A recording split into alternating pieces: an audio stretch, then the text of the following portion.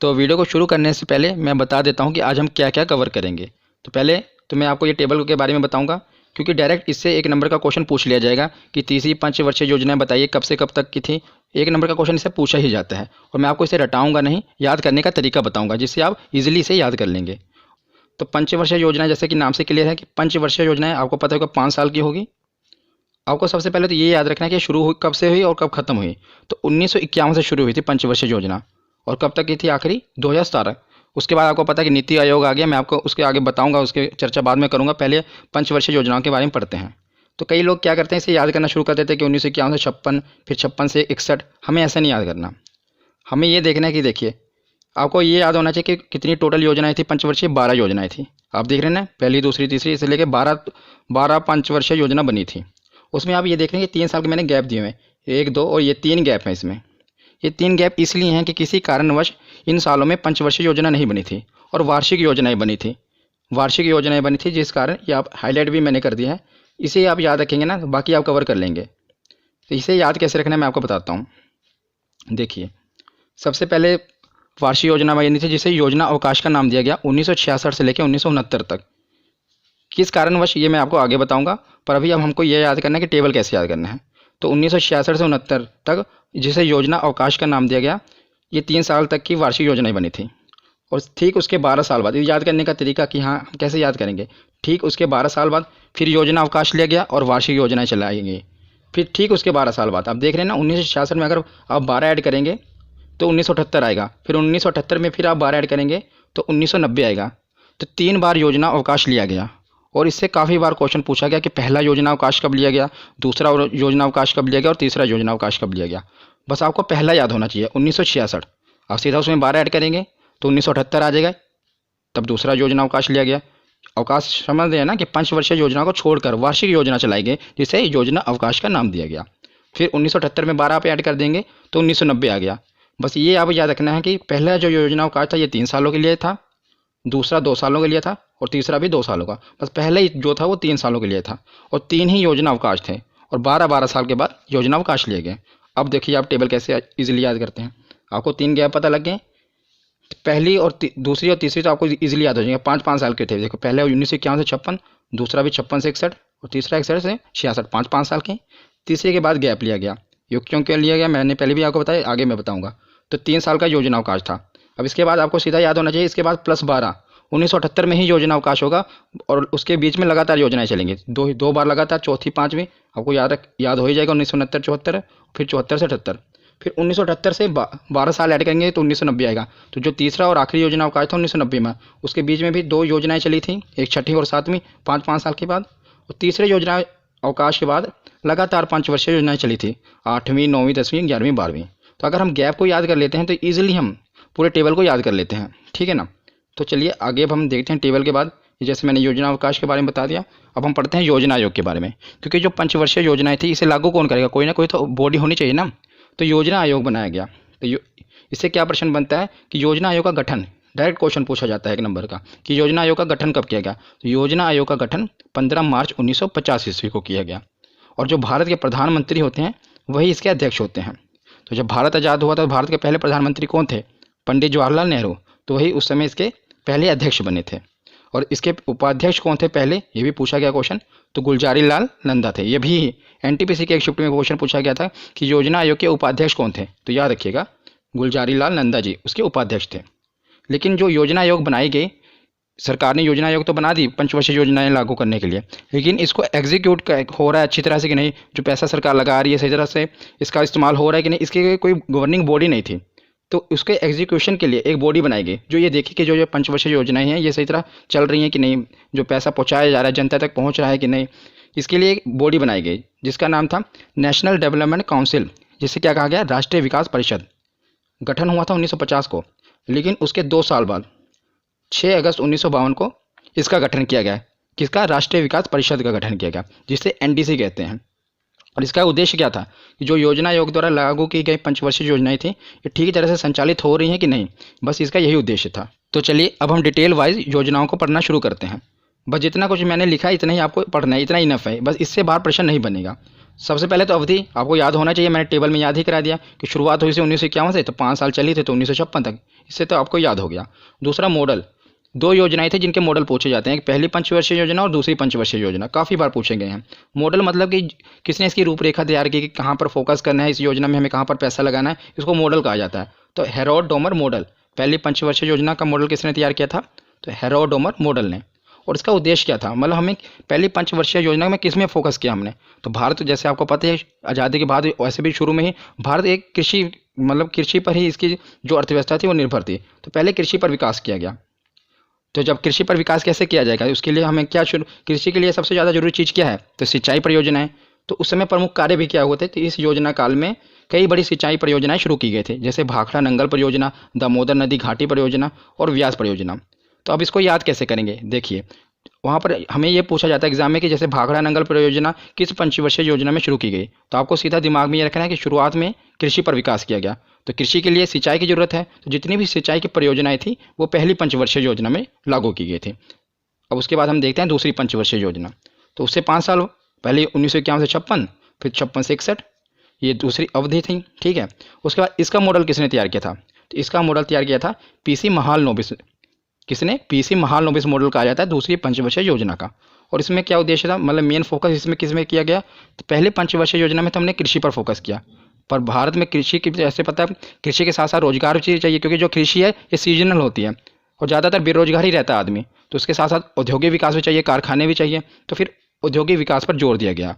तो औद्योगिक विकास के लिए क्या करना पड़ेगा? कारखाने लगाने पड़ेंगे। तो इसी पंचवर्षीय योजना में दुर्गापुर, भिलाई, राउरकेला के इस्पात कारखाने लगाए गए। और ये क्वेश्चन अभी पूछा गया था, इसीलिए मैंने कवर किया है कि उसमें पूछा गया था कि राउरकेला इस्पात कारखाना कब लगाया था, तो ये दूसरी पंचवर्षीय योजना में लगा था। और आप इसको याद कैसे करेंगे? सीधे डायरेक्ट आपको याद हो जाएगा, क्योंकि जब औद्योगिक विकास कैसे होगा? जब कारखाने लगेंगे। तो कौन सी पंचवर्षीय योजना में औद्योगिक विकास हुआ था? दूसरी में। और कौन कौन से जो ये दुर्गापुर, भिलाई, राउरकेला कारखाने कब लगे थे? तो दूसरी पंचवर्षीय योजना में लगे थे, ठीक है। फिर उसके बाद तीसरी पंचवर्षीय योजना आई, तो ये सीधे डायरेक्ट 5 साल, क्योंकि अभी कोई योजना अवकाश नहीं है। तीसरे के पंचवर्षीय योजना के बाद ही योजना अवकाश आया था, तो 1961 से लेकर 1966 तक। और इसमें क्या उद्देश्य रखा गया? तो इसमें उद्देश्य रखा गया आत्मनिर्भरता और कृषि एवं उद्योग दोनों का विकास। पहले में कृषि का विकास, दूसरे में औद्योगिक विकास, और इसमें दोनों कृषि और औद्योगिक दोनों विकास रखे गए, ठीक है। तो औद्योगिक और कृषि दोनों विकास रखे गए, तो दोनों पर फोकस किया गया। तो जो औद्योगिक विकास था उसके तहत क्या किया गया कि सोवियत संघ की सहायता से झारखंड में बोकारो आयरन और स्टील इंडस्ट्री की स्थापना की गई। किसकी? बोकारो आयरन और स्टील इंडस्ट्री की स्थापना की गई तीसरी पंचवर्षीय योजना में। और आपको जैसे कि उद्योग का विकास तो हो गया, कृषि का विकास भी करना था, तो उसके लिए इस साल क्या किया, इस पंचवर्षीय योजना में हरित क्रांति की भी शुरुआत हुई थी। तो ये क्वेश्चन डायरेक्ट पूछा गया था, हरित क्रांति की शुरुआत किस पंचवर्षीय योजना में हुई थी? तो तीसरी पंचवर्षीय योजना में हरित क्रांति की शुरुआत हुई थी। और सबसे असफल योजना भी तीसरी पंचवर्षीय योजना ही थी। क्यों, ऐसा क्यों था, मैं आपको बताता हूँ। जैसा कि आप समय पर गौर करेंगे तो 1961 से लेकर 1966 तक ये थी तीसरी पंचवर्षीय योजना।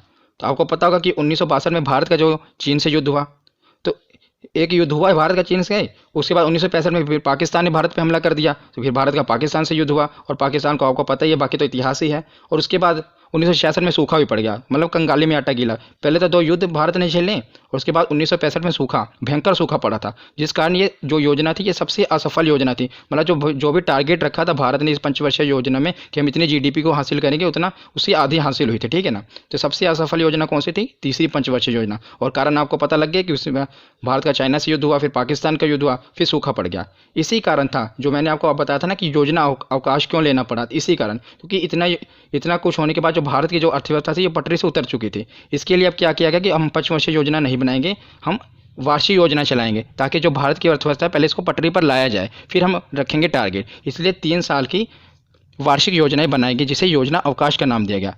इसीलिए लिखा मैंने कि तीसरी पंचवर्षीय योजना के विफल होने के कारण इसे रोक दिया गया और 3 वर्षों की अवधि के लिए वार्षिक योजना चलाई गई। अब उसके बाद फिर लगातार चलेगी और इसके 12 साल बाद फिर योजना अवकाश लिया जाएगा, ठीक है ना।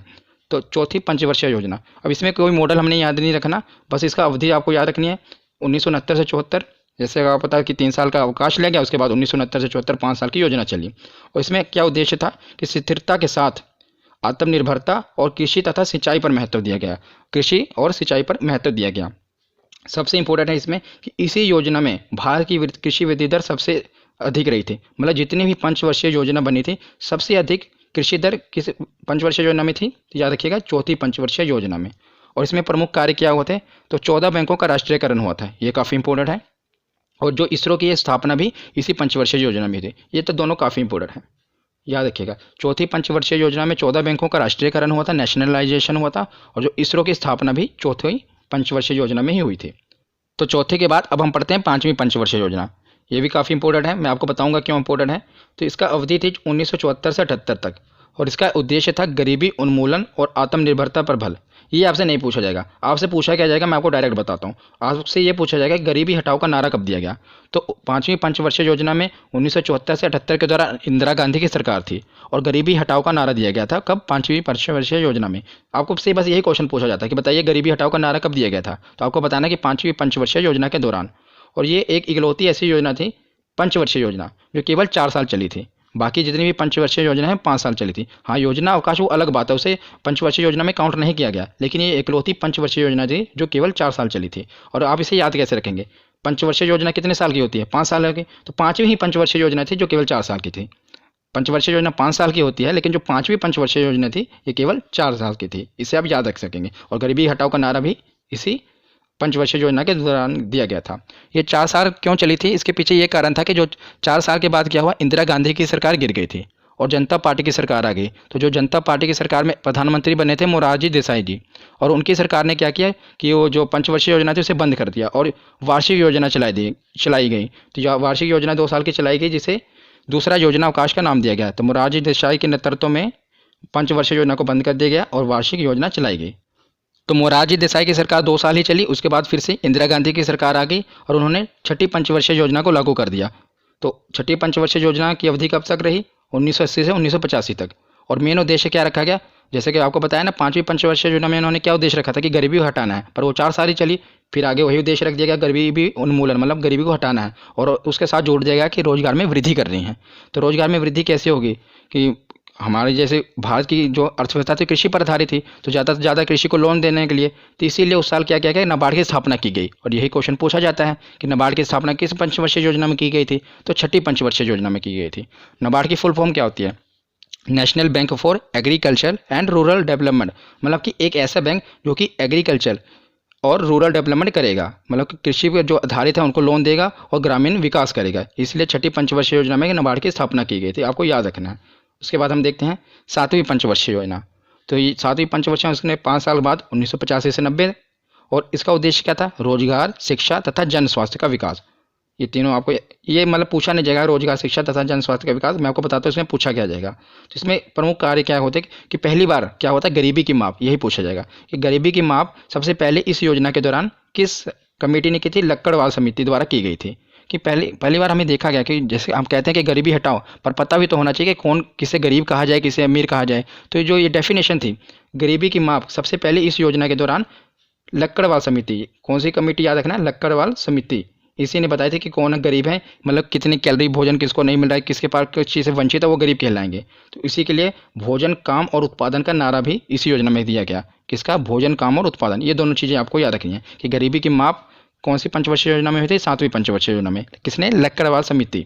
और भोजन, काम और उत्पादन का नारा भी इसी योजना के दौरान दिया गया था। और इसके बाद तीसरा योजना अवकाश ले लिया गया। तीसरा योजना अवकाश क्यों लिया गया, क्योंकि जो 1990 से 1992 के दौरान भारत आर्थिक संकट से जूझ रहा था, इसी कारण वार्षिक योजना फिर से चलाई गई, क्योंकि ताकि जो भारत की अर्थव्यवस्था से थी वो फिर से पटरी पर आ सके, इसलिए फिर से वार्षिक योजना चलाई गई। और ये तीसरी और आखिरी योजना अवकाश था। उसके बाद फिर से लगातार पंचवर्षीय योजना ही चली थी। फिर आगे देखते हैं आठवीं पंचवर्षीय योजना।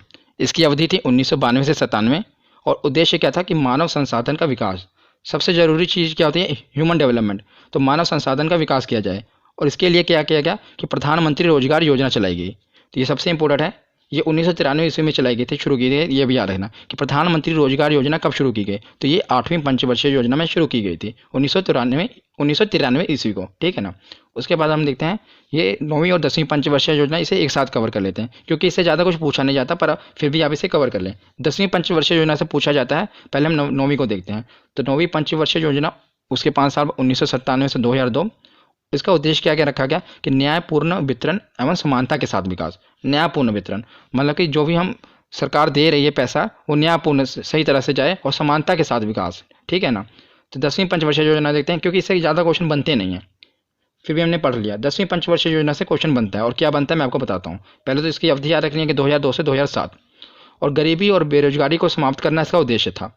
और पूछा इसमें ये जाता है कि अगले 10 वर्षों में प्रति व्यक्ति आय दुगनी करना, ये उद्देश्य कब रखा गया था। तो ये 10वीं पंचवर्षीय योजना में रखा गया था। सीधा आप इसे याद कैसे कर सकते हैं, एक तो 10वीं पंचवर्षीय योजना और 10 वर्षों में ही प्रति व्यक्ति आय को दुगनी करना, कि इसमें ये उद्देश्य रखा गया था कि हम भारत जो है आने वाले 10 सालों में जो उसकी प्रति व्यक्ति है उसे दुगुना कर देगा। तो ये 10 वर्षों में लक्ष्य रखा था, और 10वीं पंचवर्षीय योजना में ये लक्ष्य रखा था। इसे आप सीधा ये लिंक कर सकते हैं, ठीक है ना। और उसके बाद हम देखते हैं 11वीं पंचवर्षीय योजना। अब बस यही दो बची हमारी, 11वीं पंचवर्षीय योजना और 12वीं पंचवर्षीय योजना। तो 11वीं पंचवर्षीय योजना की अवधि थी 2007 से 2012 तक, और इसका उद्देश्य रखा गया कि तीव्रतम और समावेशी विकास, यानी भारत की रैपिडली ग्रोथ होनी चाहिए, तीव्रतम और समावेशी विकास। और आखिरी योजना है 12वीं पंचवर्षीय योजना, और काफ़ी इंपॉर्टेंट है क्योंकि ये पूछी जाती है कि 12वीं पंचवर्षीय योजना कब से कब तक की थी। तो आप इसे सीधा याद रख सकते हैं कि 2012 से 17। कैसे, ये तो ये 12वीं पंचवर्षीय योजना शुरू भी 2012 में हुई थी, सीधे आप याद रख लेंगे 2012 में कौन सी योजना शुरू हुई थी, तो 12वीं पंचवर्षीय योजना, और 5 साल ऐड कर देंगे तो 2012 से 17, इसकी अवधि सीधे डायरेक्ट निकल जाएगी। और इसका उद्देश्य क्या था, वही पुराना, तीव्र और समावेशी, पर साथ में जोड़ा क्या गया, सतत विकास। सतत विकास क्या कि उस दौरान यूएनओ की मीटिंग हुई थी, और जितनी भी डेवलपिंग कंट्री थी उनके साथ उन्होंने कुछ 17 पॉइंट दिए थे। सतत विकास के अंदर 17 पॉइंट आते हैं, जैसे गरीबी मिटाओ, भूखमरी दूर करना, ये सब कुछ 17 पॉइंट थे जिससे फोकस करना था। तो भारत ने इसे अपने पंचवर्षीय योजना में जोड़ लिया कि हम भी ये सतत विकास जो है फॉलो करेंगे, और ये जो 17 पॉइंट हैं इन्हें प्रॉपर फॉलो करेंगे, ठीक है ना। तो 12वीं पंचवर्षीय योजना का उद्देश्य क्या था, तीव्र, समावेशी और सतत विकास। उसके बाद क्या हुआ कि 1 जनवरी 2015 को, जैसा कि आप जानते हैं कि मंत्रिमंडल के एक प्रस्ताव से योजना आयोग, जो ये प्लानिंग कमीशन था, इसकी जगह एक नई संस्था आई जिसे नीति आयोग का नाम दिया। अब वही नीति आयोग है जिसके दौरान ये सरकार हमारी काम कर रही है। तो अब पंचवर्षीय जो प्लानिंग कमीशन था उसे खत्म कर दिया गया, और 2015 में ही नीति आयोग का गठन कर दिया गया। तो आज की ये वीडियो यहीं पर ख़त्म होती है। आशा करता हूँ आपको अच्छी लगी होगी। धन्यवाद।